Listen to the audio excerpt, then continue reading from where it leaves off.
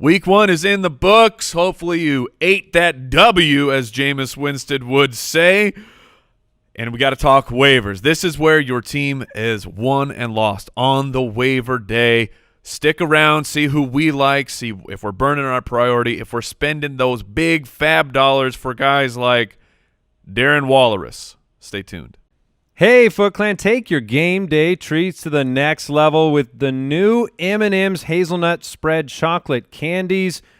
Picture this, hazelnut spread covered in smooth M&M's milk chocolate. Ooh. Delivering a mouth-watering blend of chocolate and hazelnut in every bite-sized piece. I can tell you this, we upgraded our game day this past week. Certainly did. Had a big old pack of the M&M's Hazelnut Spread Chocolate Candies out there. People go crazy over hazelnut spread.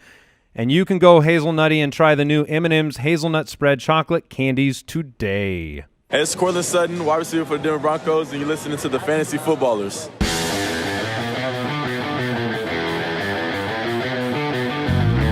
Welcome to the Fantasy Footballers Podcast, coming to you from pristineauction.com studios with your hosts, Andy Holloway, Jason Moore, and Mike Wright.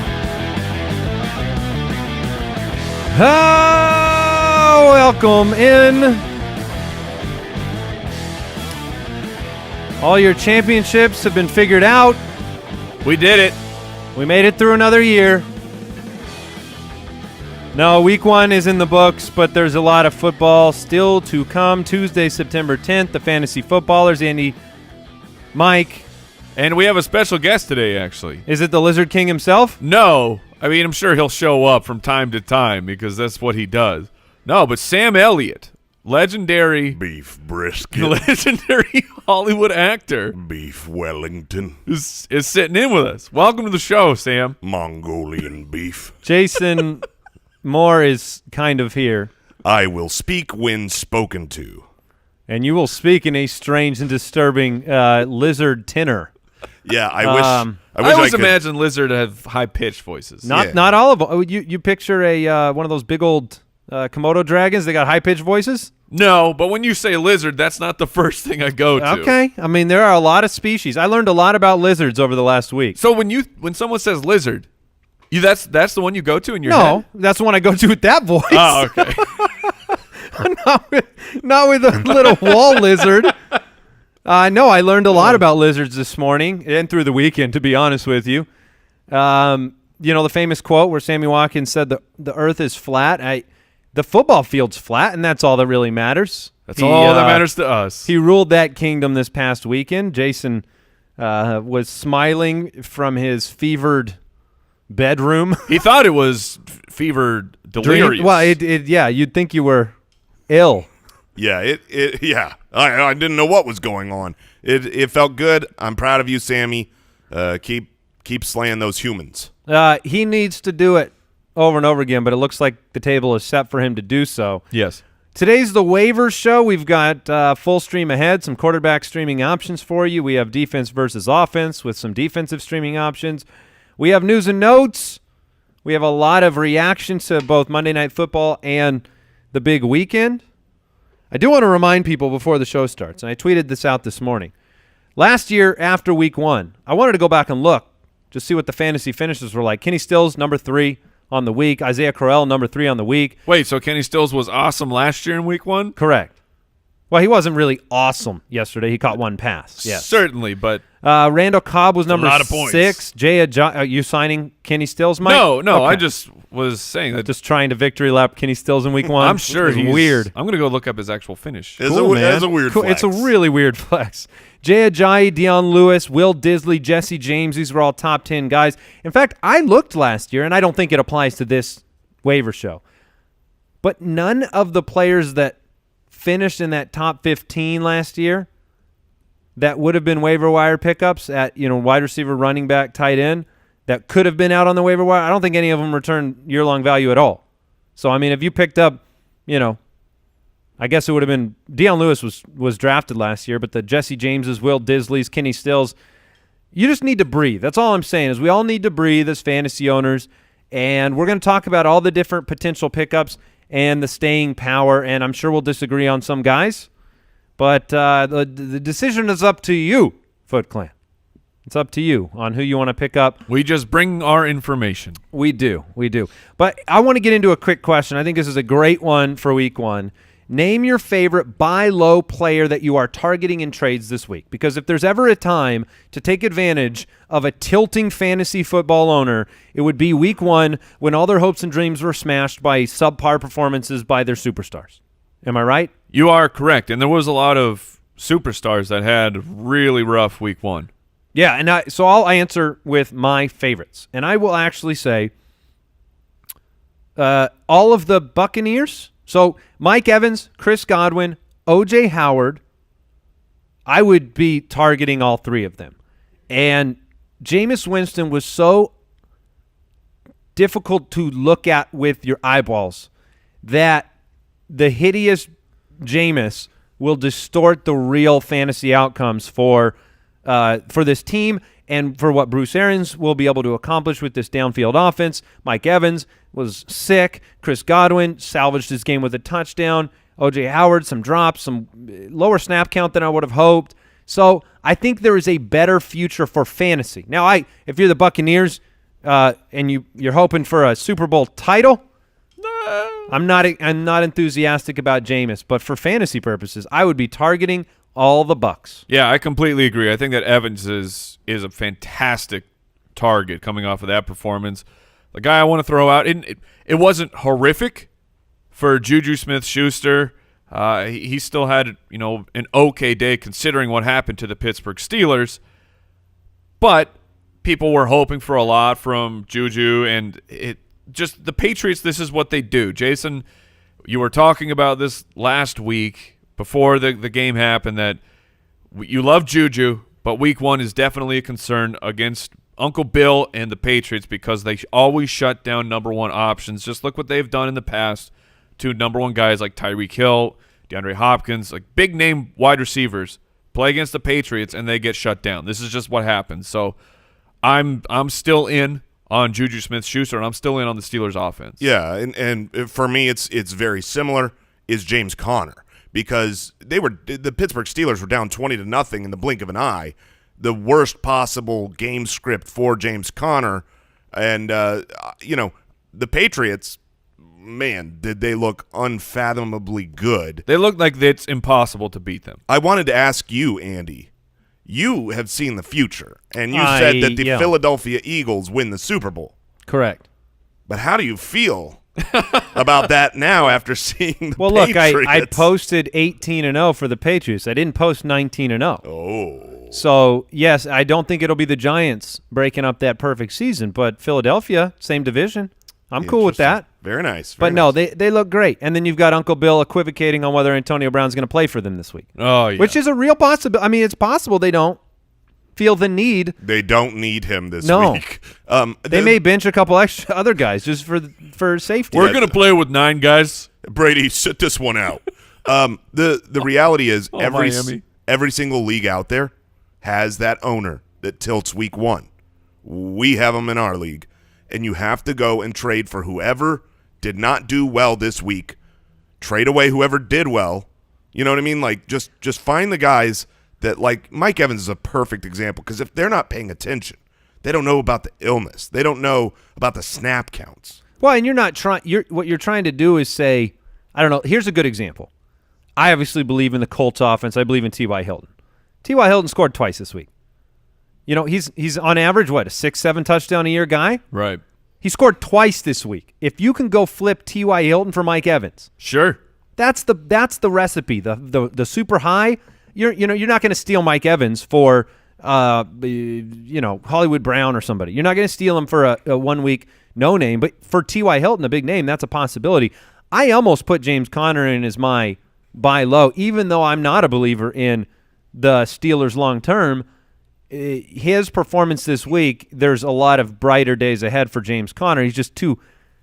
Look, you can't give Dante Moncrief 10 targets. You need to use Juju and you need to use Conner. And whether more teams are capable of taking those guys away like Bill Belichick, I doubt it. And so just utilization-wise, it makes sense. Follow us on Twitter at the FF Ballers. Jason just passed 100,000 followers Congratulations. this morning. We did it. At Jason FFL. Mike is at FF Hitman. I'm at Andy Holloway. And the show, like I said, at the FF Ballers on YouTube. We're on Patreon, jointhefoot.com.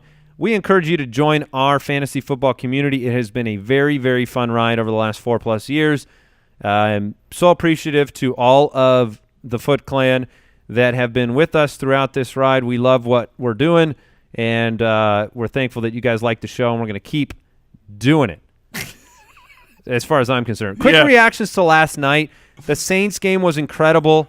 Oh. I've never seen a situation where, does Deshaun Watson have this in him? 2 throws later, it's over. The drive's over. He is so incredibly good that the pain the Bears fans must feel over passing on Mahomes and Watson. I mean, it's just the pain. He's so good.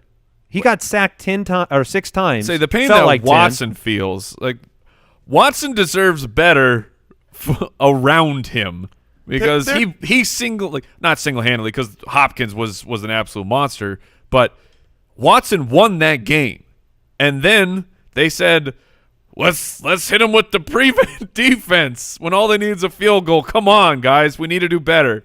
Well, the funny thing about that game, and I heard it argued on SiriusXM Fantasy Sports Radio this morning, was that an argument could be made that it would have been better for Houston to miss the extra point than to make it.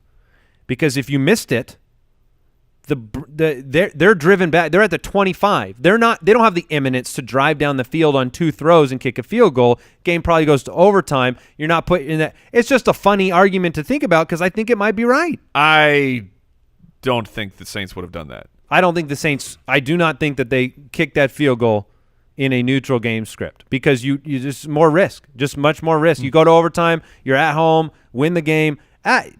It's funny, but it was an incredible ball game. I mean, just unbelievable. It was fantastic. The thing that was interesting to me was it not so much interesting, but for Alvin Kamara, what the actual workload he got was incredible. He was on the field a ton. He is going to be an absolute beast. There are 3 players this weekend that I thought eyeball test, like when you use the film to guide you. 3 players. I'm not counting Saquon. Saquon always looks incredible. He would be the 4th. Dalvin Cook looked incredible this weekend. Cowboys in general, especially Dak Prescott, and then Alvin Kamara. Every single time he touched the ball last night, I thought he was going to go 75 to the house. Every single time. Yes. Incredible balance, 13 for 97, 7 receptions. He was a beast. Latavius Murray only had 6 total carries. He did have the big touchdown run that will distort the narrative. Alvin Kamara is the guy. He's the RB1 and 2. Sure. And then on the other side of the ball, Carlos Hyde started the game. The Duke Johnson truthers were out there. They were bare-chested. They were painted up. And then Carlos Hyde came, boom, boom, boom, boom, boom, boom, came onto the field. 8.3 a carry, Mike. And then he was good. Well. Yeah, I was going to say, he didn't look slow or bad. He actually looked pretty decent out there. But we said this could happen. I mean, we gave shout-outs to Alfred Blue of saying don't be shocked if Carlos Hyde comes in and gets the workload. Can you trust either of these players, though? Only 10 carries for Carlos Hyde. Yeah, he was super efficient. I'm not going to count on that every week. 9 carries for Duke Johnson. I'm fine with Duke Johnson as a flex. I am. Okay. Because he got about the same amount of carries, and he had 4 receptions, and that's going to keep happening with Deshaun Watson running for his life.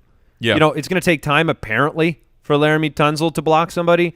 It was a bad night for him.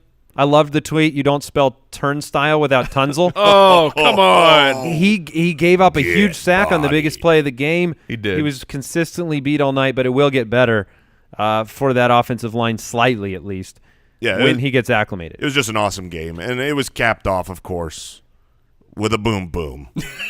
I mean, unbelievable. Will Lutz. Yeah, you called that one, man. I mean, the months, excellent work, the Jason. months of research in knowing that Will Lutz was going to be the boom boom the of boom week 1. boom of the week. It was ironclad, locked and loaded. Well, it's absolutely right. Broncos, Raiders. It's difficult to watch Joe Flacco play football. 6.3 per attempt last night. He already was at the NFL low, 6.4 over the last few years. The Broncos, the Raiders. The Raiders look good. The Raiders have a running Sure. back, Josh Jacobs, 23 for 85, 2 touchdowns. They have a wide receiver in Tyrell Williams, 6 for 105 and 1, and the path is clean for him. And they have a tight end. Oh, goo-goo bajoo! Goodness. If you Waller. were not on Twitter last night, you missed out. I was hyped out of my mind for Darren Waller. Just immediately, and it was, you didn't have to wait. That's what was so fantastic about it. The game starts, and before you know it, he's 2 for 35 or whatever he was at. He was heavily involved. He played every single snap of the game. They're lining him up in the slot. They're lining him up out wide. Yes, the targets are short, a la a Dennis Pitta target, but he is going to break a few of those because he's so athletically gifted. And the passing offense is Williams and Darren Waller. I think that the game plan that John Gruden brought into this game was very smart.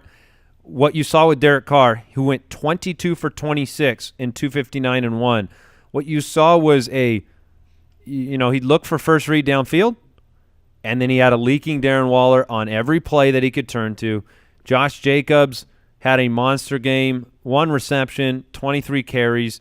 The game script was favorable to Jacobs in terms of wearing out the clock. So I don't know if you see 23 every week. But on the other side, Royce Freeman, 10 carries, Phillip Lindsay, 11 carries. Joe Flacco was acclimating. And then, Cortland Sutton, 7 for 120. Emmanuel Sanders, 5 for 86. It took Emmanuel Sanders about 2.5 quarters before he was really even getting targeted in this game and then became the guy over the back half. Which was super bizarre. You guys can have – I don't know what your opinion is on Cortland Sutton. I certainly am not buying Cortland Sutton. He's not on my waiver watch list at all. He's definitely on mine. Yeah, he would definitely be on mine as well. He was drafted to be a star. Physically, he's gifted. He's an incredible athlete. And what you saw on the field was him looking like a true NFL receiver, making contested catches, running great routes. Now, I don't love this offense. I certainly don't love the quarterback, but I think Cortland Sutton should be in consideration among others for a waiver wire pickup. Yeah. Or we'll get to all the wide receiver names, and then we'll throw those at you and see if you'd rather have Cortland Sutton on your team. I just think there's going to be volatility on this offense. Yeah, certainly. We're not saying that he's a number one by any means, but it's like this is his second year. This looked like a wide receiver who took the next step. It was not just force feeding Cortland Sutton. Sutton was wide open, and Joe Flacco loves a wide open wide receiver, preferably close to the line of scrimmage. Yes. Let's get into the news. News and notes from around the league, presented by Sleeper. All right, Joe Mixon update, ankle sprain. There were some reports that I saw this morning that he has a chance to play on Sunday. They're calling it a day-to-day injury. This is not a high ankle. This is best-case scenario for Mixon owners. Yeah. It is. I expect that he will try to push to play. Which kind of stinks because Gio Bernard was an obvious waiver wire pickup if Mixon is going to miss time. I think that Gio still is a good pickup, and hopefully Mixon does not re-aggravate. Yeah, yep. Tevin Coleman, high ankle sprain. Those normally come with a 2 to 6 week recovery window. That's a wide range. I would be leaning towards missing him for 4 weeks or so. And Matt Breida will take over as the lead running back there. And the Colonel. And Colonel Mustard. Raheem Mostert. He's somebody that if you are in desperate need of a running back to play that will have work, he will have work. Yes, he will. Darius Geis dealing with a meniscus injury. He hopes to return in a few weeks. I am not as optimistic because the recovery of Darius Geis has been a longer-term thing with previous injury. You're going to have Adrian Peterson behind center over the next few weeks.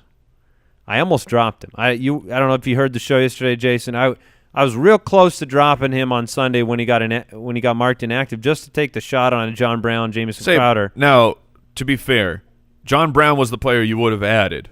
At this point, would Do you wish that had gone through after John Brown's huge game? No. Okay. No, I don't, because it's more difficult to find starting running backs than it is weekly flyers at the wide receiver position. So I just think there's so many wideouts out there that you can There's buy a lot in. this week. Yeah, and there will be.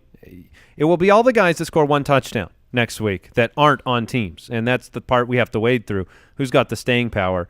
Sterling Shepard placed in the concussion protocol. Had a pretty disappointing week 1, so we'll monitor that. Juju Smith-Schuster, who limped off, had x-rays on the toe, expected to be fine for week 2. Baker Mayfield underwent precautionary x-rays on his injured hand and ego after week 1 and getting whooped by the Titans. He's okay. Sammy Watkins, Tyreek Hill. Oh, well, Sammy Watkins said Tyreek Hill will be out 6 to 7 weeks.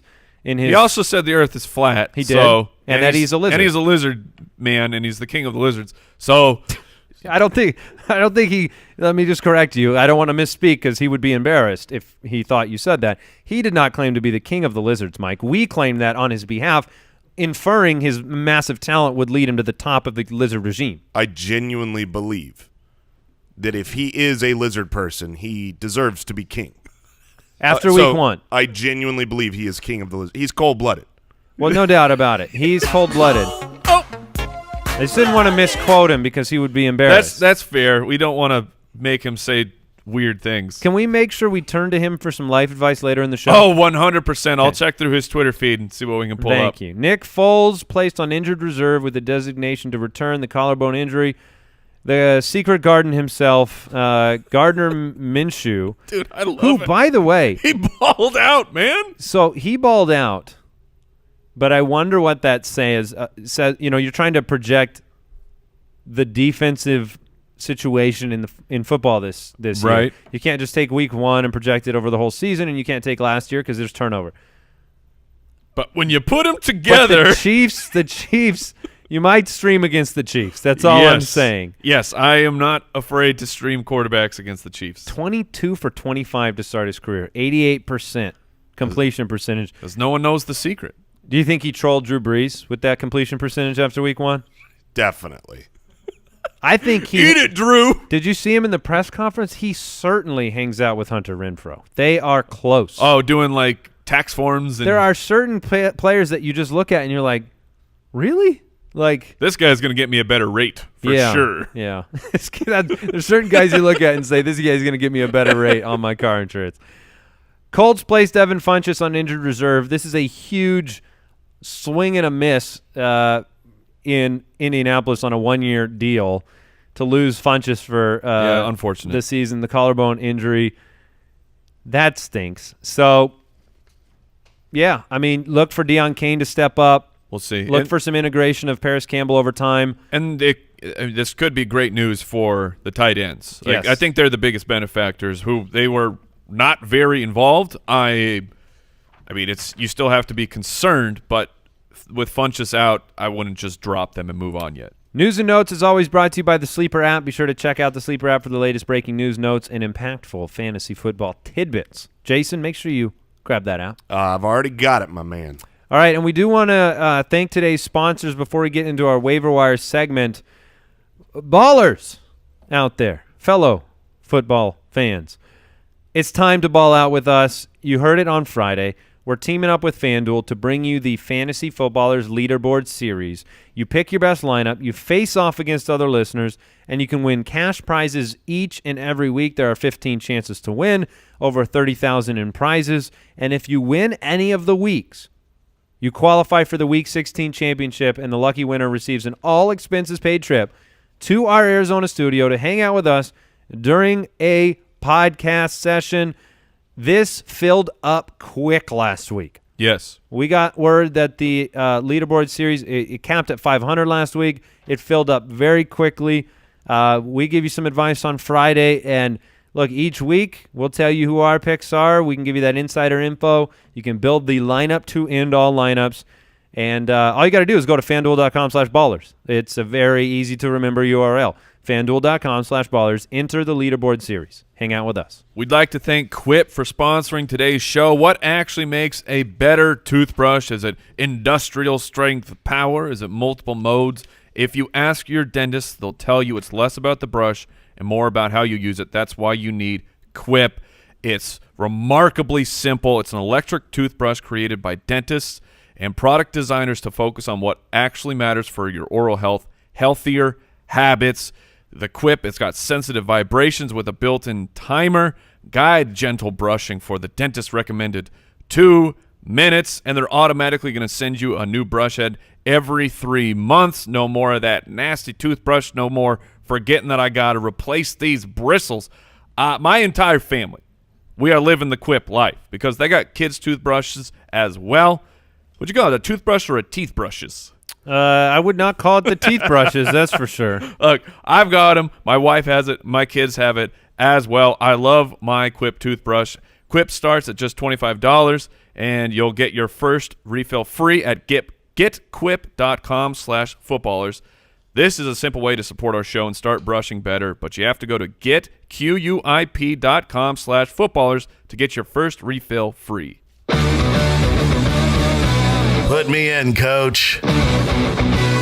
All right, Week 1 waiver show. We're here. I'm really excited for this because I was not with you two gentlemen for watching football, for talking about the fallout of everything. That's why we're still healthy and alive. Right. And thank you. You're welcome. I stayed away as long as I could. But I'm really excited because I don't know how much we agree or disagree on some of these names, and this is the first chance that I get to debate with you guys on this. Yeah, and I hope that serves as the advantage of listening to a show with 3 hosts on it where we're not sitting here trying to – I mean, we will agree, and we will bring those consensus forward. That's what the UDK had with sleepers and breakouts and busts. But we're going to disagree too and help you form your opinion.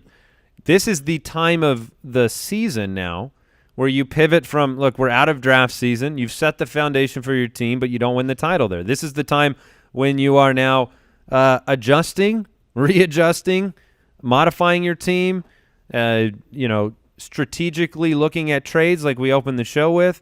This is the time to make your run. I mean, build your team. This is the time of year when George Kittle was purchased for a Kittle last year, 44 fab. Certainly.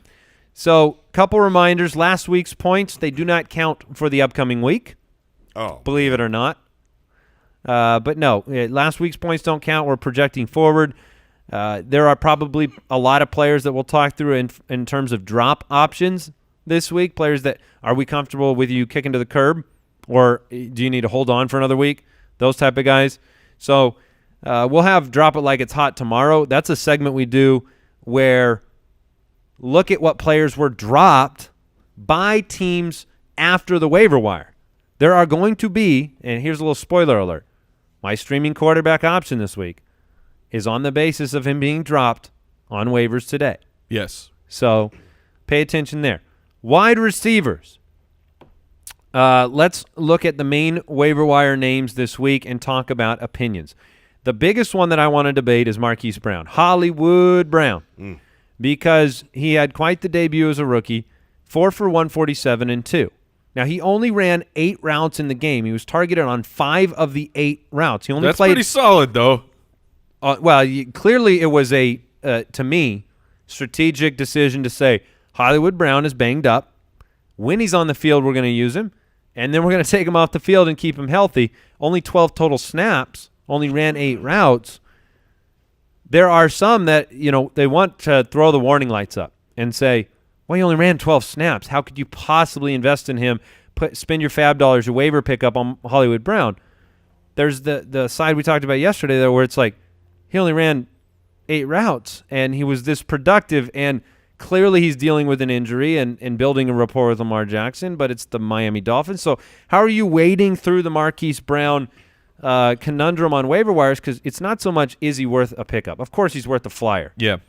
The question is, how much would you spend on him? Oof. Here, the amount that I would spend on Marquise Brown, that's extremely difficult because he is 100% a must-add, but you still might be waiting. Like the breakout happened, we all got to see it, but it wouldn't shock me, even though they're in a very plus matchup against the Arizona Cardinals, if next week Marquise Brown is 1 reception for 15 yards. Like, that's in the realm of possibilities, unfortunately, for Marquise Brown as he works his way into the game. But the waiver wire is not just about what do I need today. It's what do I need tomorrow. And Marquise Brown looks like he should be a fantastic long-term stash that you can play in a pinch. So I'm going at least 15% for Marquise Brown. I think it's very interesting. He's got Arizona, Kansas City on. And I'm talking about how much fab I would spend. Correct. He's going to be a boom-dependent player to a degree. This is not a passing offense. Look, Lamar Jackson looked amazing. I'm the biggest Lamar Jackson fan in the world, but you still have to understand this is going to be an offense. You got Mark Andrews, who was heavily involved in Week 1, Willie Snead. You have other options. So I think that the road is not going to be a consistent one for Marquise Brown. Agreed. So I'm not going to spend up on Marquise Brown. I will spend. I would probably only spend, 5 to 8 fab. If you're in a $100 league, I'd probably spend $5 to $8. That's probably all I'm going. Jason, so you have been. I'm dying over here.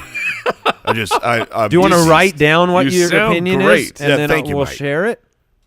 I have always loved Hollywood Brown. Always. He from college, he's unbelievable. I'm dead. You sound ridiculous. The schedule says pick him up and play him. Yeah, the schedule, because it's not just the Cardinals. It's the Chiefs following that. And then the Cleveland Browns. So we're talking what looks like 3 fantastic matchups to start the season. To be clear, Jason has loved Hollywood Brown since he was one of the sheriffs with Wyatt Earp back in the 1800s. Right? Those are my people. Yeah. So let's turn to some other players that were in that boom category with the speed. John Brown, 7 for 123, had the game-winning touchdown. John Ross, 7 for 158 and 2 on 12 targets and played 82% of the snaps. So if you look at John Brown, if you look at John Ross, John and John, who do you prefer out of that group? Man, that's tough. I think John Brown is the number 1 wide receiver on the Buffalo Bills. This is where we are. 10 targets, and we saw last year at the end of the season when Josh Allen came back, his number 1 wide receiver can have sustained production, can have big games over and over and over, and that's what John Brown does. And he's also got 2 great matchups coming up with the Giants and the Bengals. John Ross his breakout was great. I went back and I watched every single target that John Ross received, and he looked fantastic. I mean, he ran excellent routes. He was getting open. There was even a couple that were missed throws by Andy Dalton. He also, John Ross, had a drop across the middle where he probably would have scored another 50-yard touchdown. Can we pour one out for all the players stifled by head coaches that are stupid? Because yes. You look at I would be kicking John Ross to the waiver wire curb today if Marvin Lewis was his head coach. I would have no interest in the flash in the pan. Now I will say this: I prefer both John Brown and Hollywood Brown to John Ross. Okay, and that is on the basis of staying power. I'm very curious to see what happens against San Francisco. Their secondary looked really quite good against Jameis Winston in Week 1 and Mike Evans, Chris Godwin. But John Ross's staying power is not season long. A.J. Green will return, and you will be put in a position where you have to answer the question mentally. Am I starting the number 3 passing option for Andy Dalton? And I'm never going to answer yes to that question. You cannot make me do that. A.J. Green and Tyler Boyd are better starts than John Ross when A.J. Green is back. So I like the longer-term play on John Brown because, you probably – a lot of these guys, you're not putting them in your lineup in Week 2. Maybe you are. Maybe you need to. But for a lot of them, you don't need to because you have other guys, and there weren't a lot of injuries at wide receiver. That's funny because all 3 of these guys, Ross against the 49ers, John Brown against the Giants, and Marquise Brown against Arizona, I would play all 3 of these guys so far. We'll put that to the test later this week because I'm not saying that you can't start them. I'm saying you probably won't because you've got other players you drafted higher that, who are you going to bench? Sure. Are you going to play Robbie Anderson or are you going to play these guys? Those are the questions people are going to face because they spent the draft capital on Robbie Anderson late in drafts. Do I have any disagreement on the John Ross long-term value? No, that should be what he's looking at. But also, A.J. Green, one, you don't know when he's coming back. Two, he is at high risk for another re-aggravation. I mean, A.J. Green's body it feels like it's breaking down. But the team's plan, at least, is to have him back, which would put John Ross into that number 3 role. And you should be optimistic about A.J. Green because he's A.J. Green. And what was that? Jason. Do we need to wheel him out? Seriously. People, this is a podcast. People actually have to listen to. I'll be better. Just hold the cough button down. Is there a lock? Permanent. Can we put the lock on it? What I was going to say is, if you're optimistic about Zach Taylor, you should be very optimistic about A.J. Green's upside. That's fair. Because this is a more innovative, better offense, and A.J. Green is one of the best players in football when he's healthy. Sure. Okay. Jamison Crowder had 17 targets. He had 14 receptions. He had 99 yards. That's so He bad. plays Cleveland next week. Brooks, can you do me a favor? Yes. Newly bald Brooks, by the way. Oh. Bald and beautiful. Bald and beautiful. Can you do a Quincy Enunwa health check for me? I feel like that's probably a hotline that we can get into. Yeah, I'll dial But I in. know he limped off the field. I want to know his status. That depends. Everything about Jamison Crowder picking him up, to me, considering playing him this week, has a lot to do with Enunwa's health. So He's interesting to me because it's Adam Gase, Mr. Beehole as the head coach of the Jets, and no matter how many times you call him that, it's still startling. equally insulting. Like, there's never a point when you become immune to being called Mr. Beehole. And we have seen him use a player like this before. I mean, this was Jarvis Landry of back when Gase was coaching the Dolphins. This is what happened. Huge amount of receptions, lower yardage. In a standard league, I'm not really interested in Crowder, but in a PPR league, I am very interested because I'm not expecting 14 receptions a week, but Crowder certainly could be hitting that 8+ reception on a weekly basis.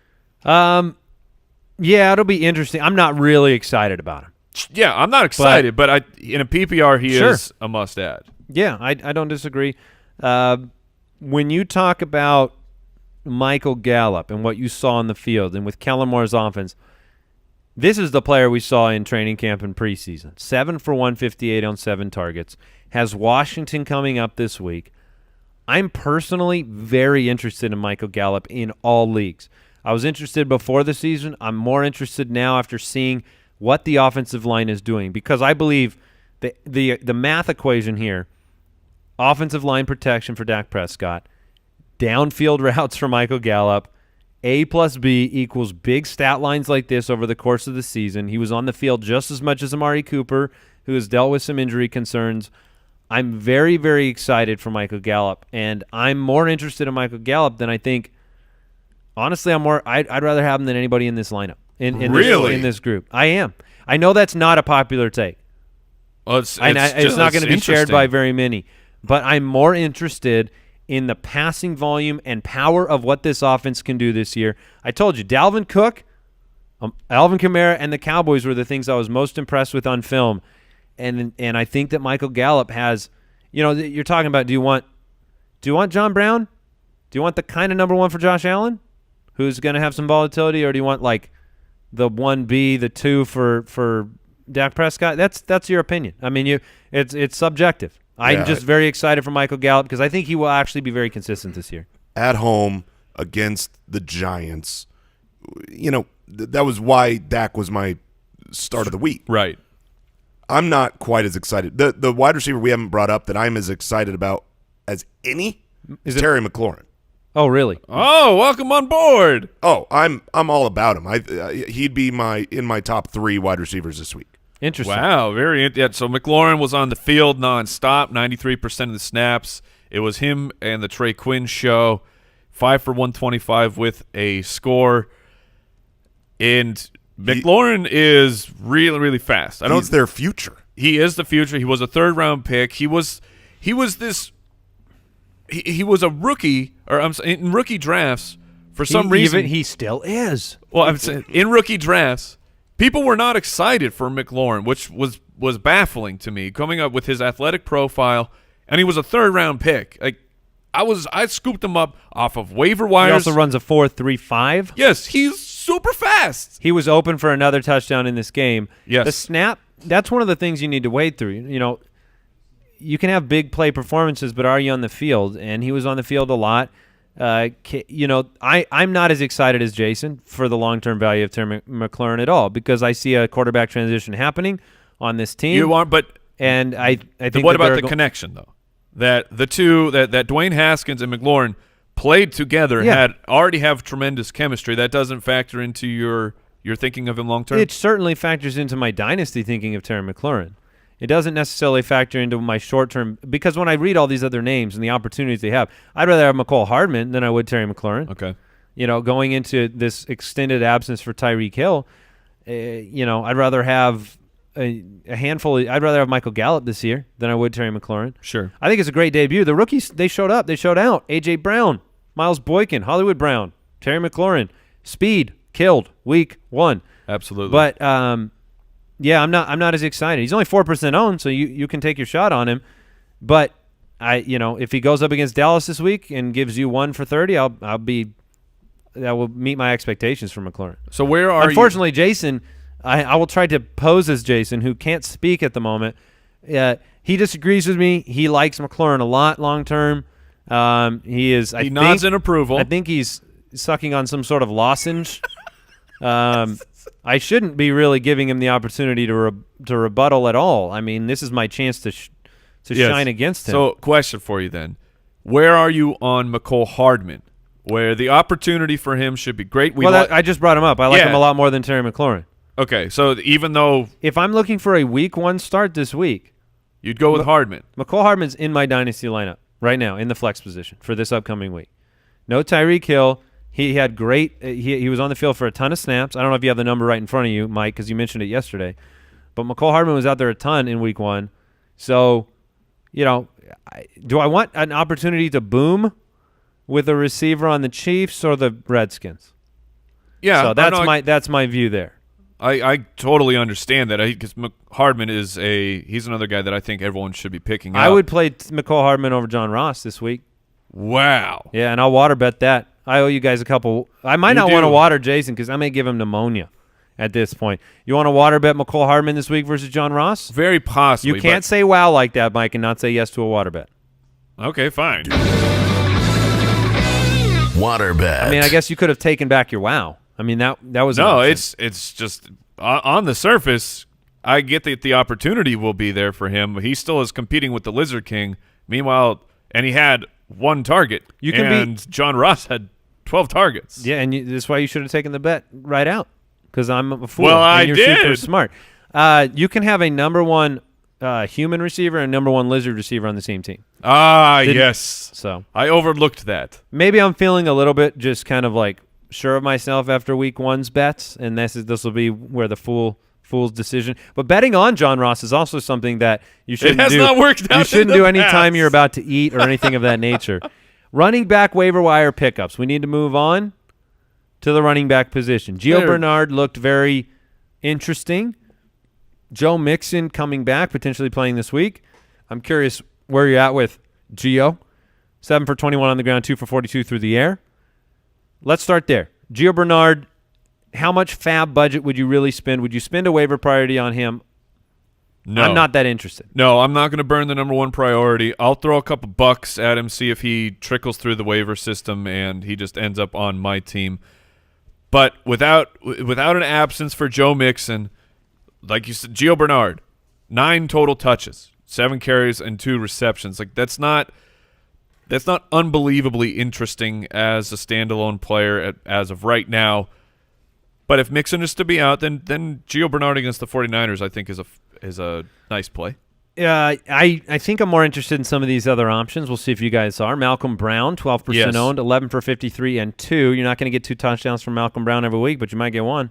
Yeah, but the way this offense is. Are you willing to play him right away? He didn't play on a bunch of I'm not excited, no. 27%. It was still the Todd Gurley show, but those high leverage, high fantasy points came because Malcolm Brown got the end zone carries. Are you more interested in Malcolm Brown or Chris Thompson going into week 2? Thompson.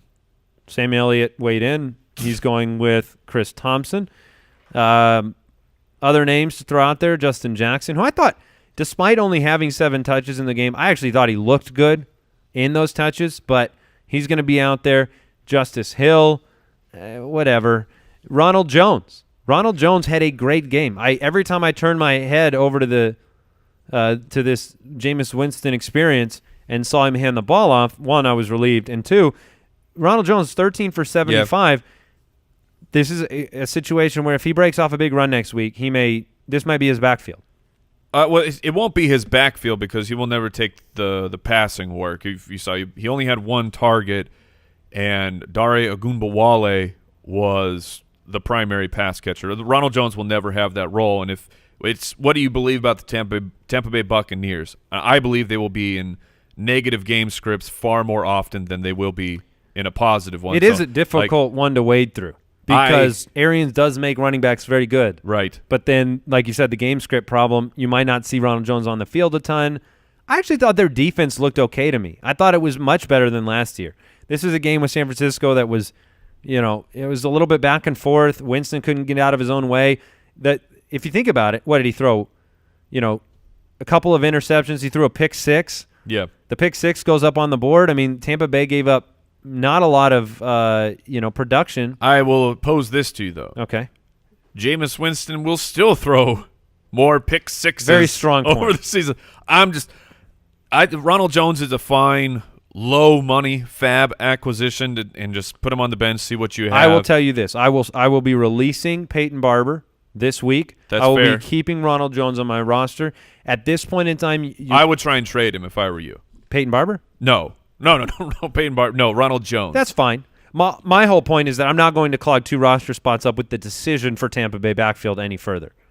Is Ogunbowale in your deep league waiver pickups? No, not compared to these other guys. Like I would rather have Justice Hill. I want people to understand right now how somewhat enjoyable, mostly sad it is to, if you're watching the show on YouTube, we're in the 3-shot right now where we got the 3 cameras zoomed in on each of us.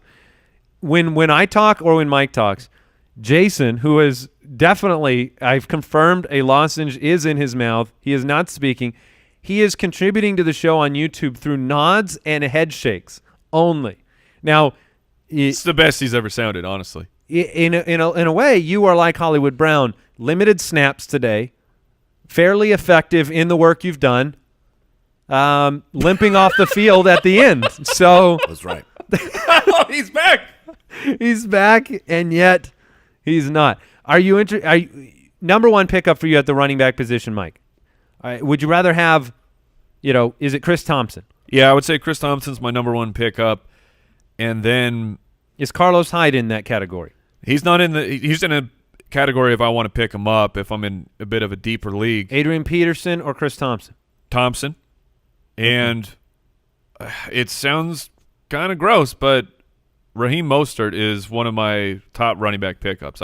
He will play. They won't give everything to Matt Breida. They will split it about 2 ways. The amazing thing about a guy like Raheem Mostert, this is just getting into the psyche of fantasy football players. If you play him and you get a good performance, you're happy. And you probably brag about starting Colonel Mustard. But if you play Raheem Mostert and he sucks for you, then you played Raheem Mostert. That's how it feels. So you get into get it. You know what I mean? You get into the risk-reward factor, and I don't know if I have the cojones to do that. I totally understand. But I get what you're saying. Very small. I think Justin Jackson will be a very interesting start this week against Detroit. So, all right, moving on to tight end Mark Andrews. He's 79% owned, but if he's not, please pick him up. Yep. Big weeks from TJ Hawkinson. 5th most tight end routes run in week 1. 37 routes run. Matthew Stafford's going to fall in love with this guy. He looked great to me. Had some Kittle-esque downfield plays, taking the ball. I love Hawkinson. You have to pick him up. Jason is writing a message, and he says Hawk is his number 1 of Is that across the week. all positions, Jason? All positions. So he has TJ Hawkinson as his number 1. I think I get why. I'll just speak for you, Jason. Please. And that is because you traditionally like players with multiple periods in their name. 100%. No, I think the reason why is the what your team gets if you're right on Hawkinson is Sure. greater than what you get if you're right on John Brown or you're right on Chris Thompson. The benefit to your team is Kittle-like. It's week winning. He's nodding profusely. He agrees entirely. So let's put it this way. Darren Waller last night, the Walrus himself, 7 for 70 on 8 targets. I'll say this about Do you Hawkinson. want Darren Waller or TJ Hawkinson? Hawkinson does not have a cool nickname like Darren Waller, which is holding him back. I mean, maybe that's on us. Well, I feel like it's sometimes you give the nickname and then they're constrained by it. We're waiting for him to emerge into his nickname. Okay. Hawkinson versus Waller. Jason, you can weigh in with one word here. Hawkinson or Waller, both of them less than 50% owned in a lot of leagues. Who do you prefer? Hawkinson is a downfield threat that is drafted to be one of the best tight ends of the last decade. That's not who Darren Waller He's a top is. 10 pick, guys. Yeah, I mean, Hawkinson, Yep. I talk about the history of, rookies at tight end and wide receiver. They don't usually get off to a strong start. I'm fine playing those probabilities. Now, those probabilities are going to be right in 9 out of 10 Well, they'll years, probably come to but- bear game to game on Hawkinson too. Yes, but that's not to say there aren't outliers. And what we saw, the utilization, I mean, think about Mark Andrews, who had a great rookie tight end year last year. He was on the field 35% of the time. TJ Hawkinson, already established and proved, he is their guy. Every play, every snap, he's being used downfield. He's got the talent, so I'm all in on Hawkinson. How much do you regret the fact that based on your current health, you may not live to see the day that Hawkinson lives up to the potential? I want to live. I want to make it through the season. What was that old? Is it Ripley's Believe It or Not that had the skeleton guy at the beginning of the show, the host? Are you talking about Dean Cain? Oh, Dean. Oh, man. Dean Was he Cain- the skeleton? Dean Cain No, was you're the host. No, what am I You're talking about? Tales from the Crypt. That's You're what talking I about the Crypt. You confused Superman with the Crypt Keeper? No. I confused Jason with the Crypt Keeper. That was the connection. I want to be clear. Not Deion Kane. Oh, no. Dion- sorry, Deion, Dean- now there's a third guy in the mix. Oh, So there's Dean Kane, there's Deion Kane, and then there's the Crypt and then the Keeper. Crypt Keeper. One of these things is very different. That I'll say this: the Crypt Keeper will not be T.J. Hawkinson's nickname. Vernon Davis defied logic, jumped over 6 players. Are you interested in Vernon Davis at all? If this Jordan Reed, projecting him to return is probably the wrong attitude to have. At this point, yeah. Yeah, as a fantasy owner at all for this offense. So, is there any interest in the 2% owned Vernon Davis? And Mildly. Go get Darren Waller or Hawkinson. Yeah. Pay enough to get him. So let's Vernon. put the numbers out there. T.J. Hawkinson is worth on a $100 fab budget is worth what to you? Is he worth? He's not worth a Kittle at this No. point. Well, because it's hard for me to spend a Kittle on anybody that's not a Kittle. a Nick Chubb situation where a beast running back all of a sudden is clearly the number one guy. I applaud your 20. efforts. Would you spend 20? Yes, I would spend. I'd be between 25 and 30. Jason's holding up a 30 sign. He would spend 30 fab. I would spend 15 fab on Hawkinson. That's as high as I go. Okay. Darren- Are you Darren- Hawkinson over Waller? I am not. I am Waller over Hawkinson. Okay. I would spend 16 on Darren Waller. Oh So my! that's how much more. That's how much higher I am. I get it. I get why. But Jason said 20 for Darren Waller. Where I am on Hawkinson and Waller, Hawkinson has a higher ceiling to me. He'll score more, But bigger plays. he is going to have far more variance, I believe, moving forward. And if you want the security that Darren Waller is going to have 5 receptions a week. Just He will also score. look what happened to Jared Cook last year. That's who Darren Waller is going to be. That's why I'm more on the Waller side for Okay. sure. I want stability at that position. And I think the only one even mentioning Hawkinson towards the draft season, saying he's going to be on the field 100% of the time, top 10 pick, something's going to happen. Even then, it's still your rookie season, and he played a Cardinals secondary, and you don't want to distort all the results based on playing the Cardinals secondary, because I wish that all of my tight ends could do that every week. So with your love for Michael Gallup, are the tight ends still your top 2 ads of the week? I would say for most teams the answer is yes. If you're really hurting at wide receiver, no. And that's where the subjectivity comes with all those waiver decisions and why we're bringing these names up, and you got to make that decision. But for most teams, if you're not a Travis Kelce, Zach Ertz, George Kittle, who, by the way, 2 touchdowns called back, would have won me in my matchup against Sam Elliott. But if you don't own those 3 guys, why not take a shot on an upside tight end?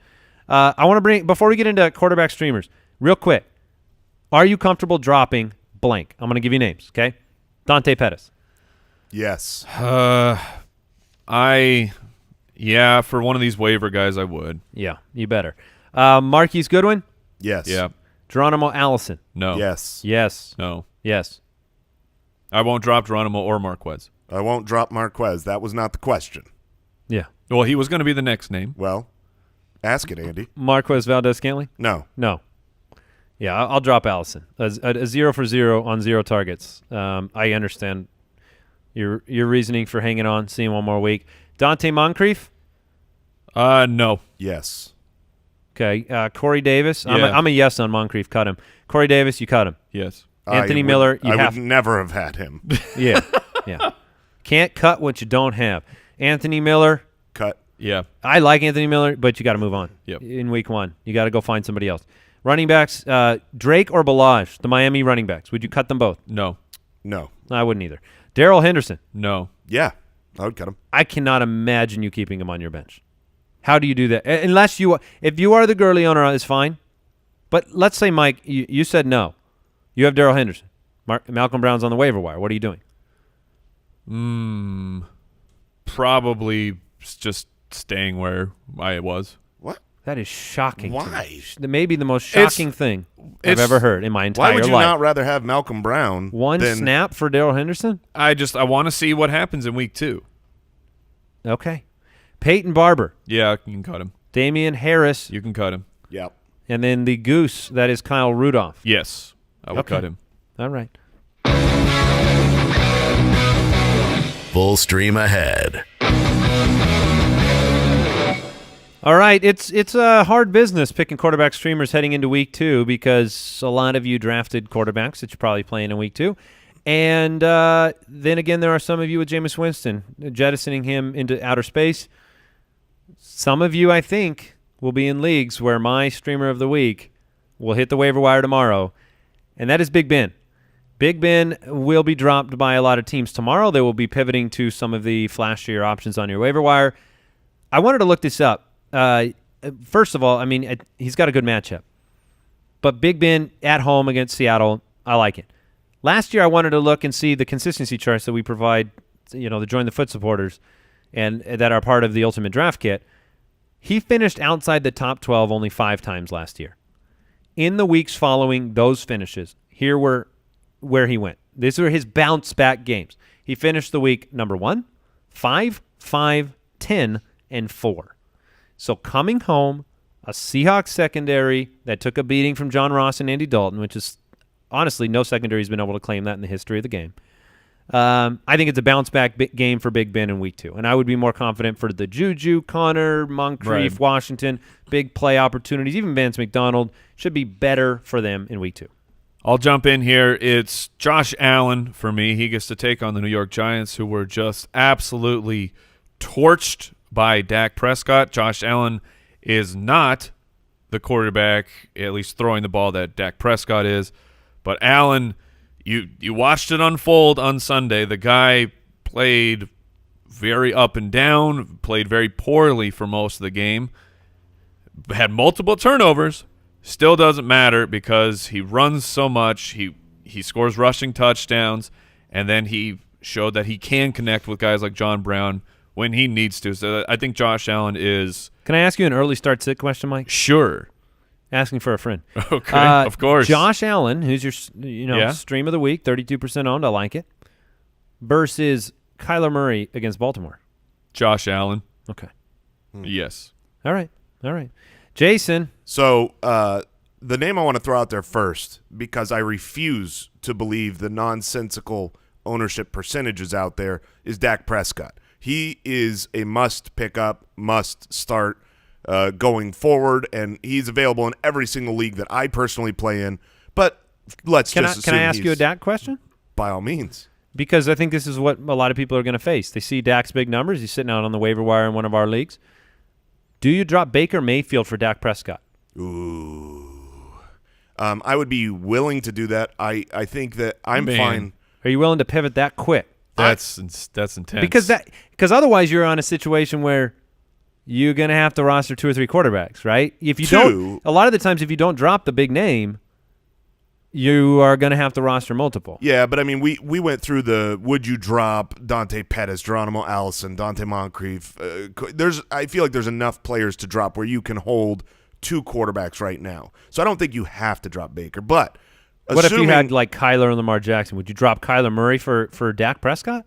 I would drop. I would. I probably wouldn't do that. That's where this is the pickle I'm in with Dak Prescott. Man, I think I would rather have Dak. I want whoever's the better play this week because they're all good options for the season. Okay. And that's Dak. But let's say Dak is not available in most leagues. Fine. I think that a good option is Derek Carr. Yeah. Who actually looked great. We just brought up the Secret Garden. First game ever comes out and looks great against Kansas City's secondary. Because of Kansas City's offense, there's going to be a lot of throwing needed from Derek Carr. Oh, yeah, it's great. I think Derek Carr is going to be just fine against Kansas City. The amazing thing is the 2 players that had the most insane stat lines from a completion percentage perspective was Gardner Minshew and Derek Carr last night, and now Carr's going to the same secondary. So I like the Kansas City pickup. We have defensive streamers for you. Defense versus offense. Presented by Head & Shoulders and Walmart.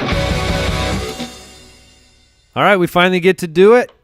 The quarterback streaming, the defensive streaming, 2 of the very volatile pivot positions for a lot of teams, positions that you didn't spend high draft capital on.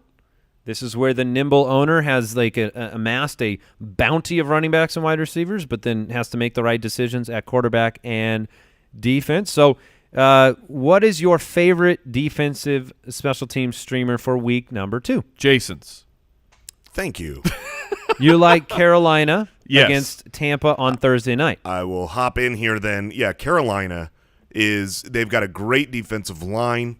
They're good. They were playing the Rams week 1, though, so no one wanted to play the Panthers, which justifiably so. I would not want to play my defense against the Rams either. Exactly. But now you get famous Jameis Winston coming in, who loves one thing more than anything else, throwing the ball to the other team. So you want to talk offense versus defense. Jameis is going to give points to Carolina. This is Carolina's home opener. I'm all about Carolina this week. There was part of me, I don't know why, maybe it's just the contrarian nature of being on the show with you, Jason.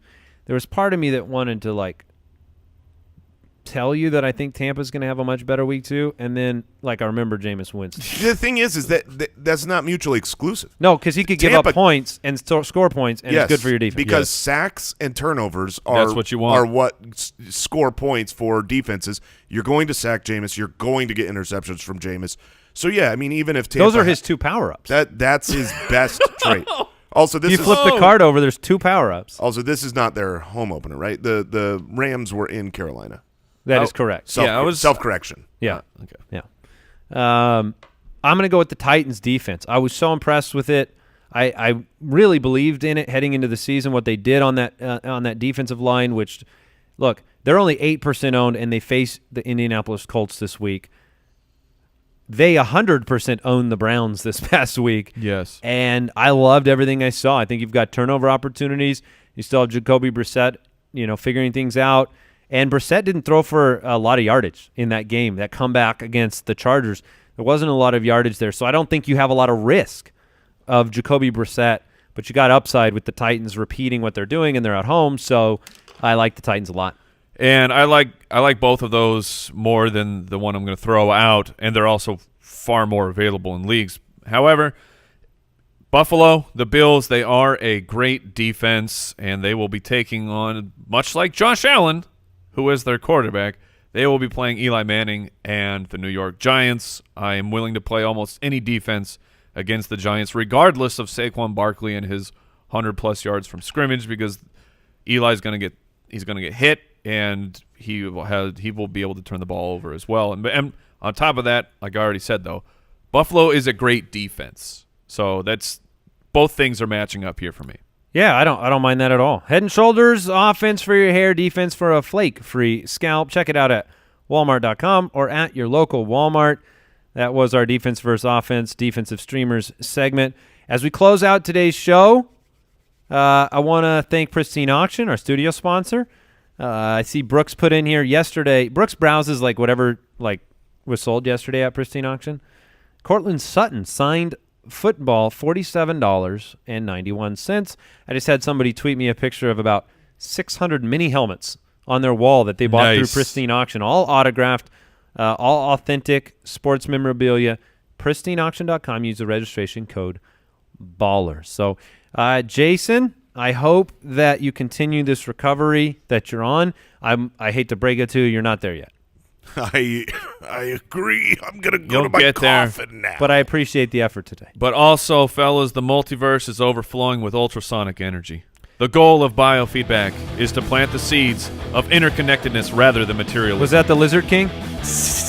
Yeah. It's so insightful, Mike. Thank you. What a way to close the show. Go crush the waivers. We'll see you tomorrow. Goodbye.